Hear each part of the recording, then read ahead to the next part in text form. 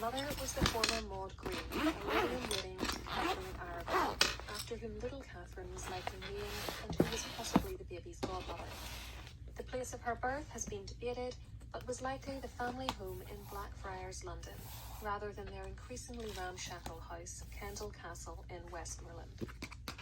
Catherine's father died of plague in November 1517, leaving his daughters £800 between them for marriage portions.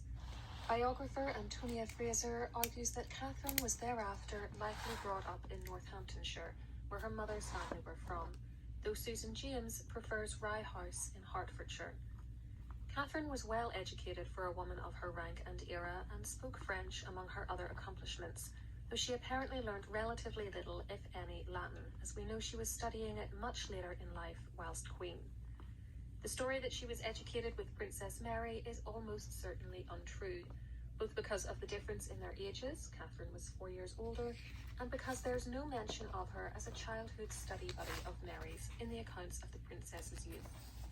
There is also another great story, which may be apocryphal as well, that Catherine was told by a fortune teller as a child that her hands were ordained for scepters rather than needles, leading her to resist doing her sewing.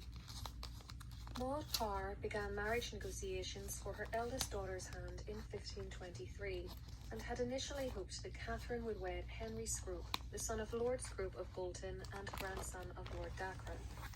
These negotiations ultimately failed in March 1524, however, as Catherine did not have a sufficiently impressive dowry to secure such a match.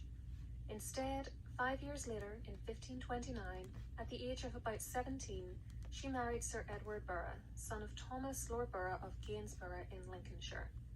Some older biographies of the Queen have confused Edward with his grandfather of the same name, who went insane, but it was the younger man whom Catherine married. Her father-in-law was, by all accounts, a deeply unpleasant individual, but after a spell living with him, in October 1530, he allowed the couple to take up residence in the manor of Curtin in Lindsay in Lincolnshire. As for her religion, Catherine was born before the English Reformation and as such was raised a Catholic and continued to be so into her adult life. Indeed, when her mother died in December 1531, she left her daughter an array of luxury items, including rosary beads given to her by Catherine of Aragon, alongside a jewelled portrait of Henry VIII. The young Catherine Burgh's beliefs would change with time, however, as we'll see shortly.